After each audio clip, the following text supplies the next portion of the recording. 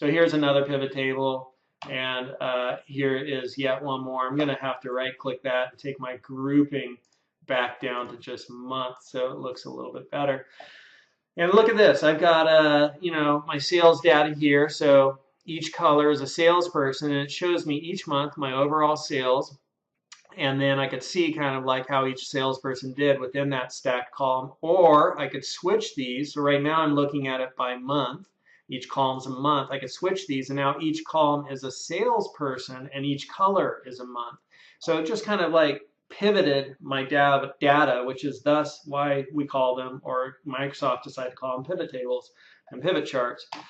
So we'll also take a look at creating macros. So let's say I've imported all this data from the web, which I did, and I wanted to delete all of these white spaces. I could either manually right-click each one and choose delete, which is going to be laborious because there's thousands of records, or I could create a macro and watch the magic happen. I just press a certain key combination after I create my macro, and I am just magically automating all of this mundane sort of dreary work. I would have had to right click and delete each of those rows individually, and now I'm just flying through it.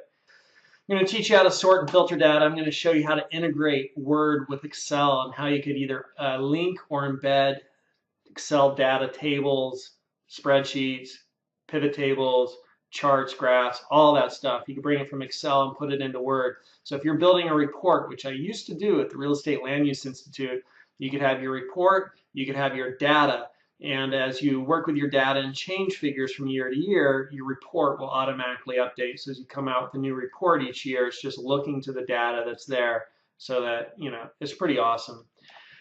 We're going to also look at how we can secure our work and password protect it and lock certain things down and give access to some people and not to other people. And we'll take a look at printing and sharing our work so we can put it onto the web, up in the cloud, what they call the SkyDrive at Microsoft.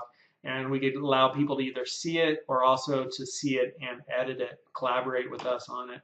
We'll also take a look at, finally, at the end, we'll look at Google Spreadsheets, because once you learn how to use spreadsheets in Excel, you're going to be able to use spreadsheets everywhere. Kind of like once you learn how to drive a Ford, you're absolutely ready for the Porsche or the BMW or the Mercedes. Because once you know how to drive a car, you know how to drive a car. So I'm going to show you Google Spreadsheets because there's one more cool thing that you could do with Google Spreadsheets. I actually think Google Spreadsheets is better in terms of like collaboration than Microsoft. But the cool thing which you could do with Google Spreadsheets and you can't do with Excel is you could create forms. So maybe you need to do a sign-up sheet for a field trip, or you need to get all the phone numbers for members of a club, or you want an RSVP list, or you want to do some kind of sign-up for church, or whatever it is. You could create this form on Google Forms. You could then distribute this URL. You could email it out to people. And as people complete the form, it'll tell you at what time they took, completed your survey or your form, and it'll dump all the results into a spreadsheet. So this one here I put together was for student retention success, where I surveyed students at our college to see what can we do to more effectively meet your needs and help you overcome the hurdles which you face as a student. So some really powerful, amazing, amazing, amazing, very cool, fantastic, out of this world, mind-blowing things which you're going to learn in this course. It's absolutely fantastic. It's going to rock your world. You're never going to look at data the same way. And, it could even just be, dare I say it, fun.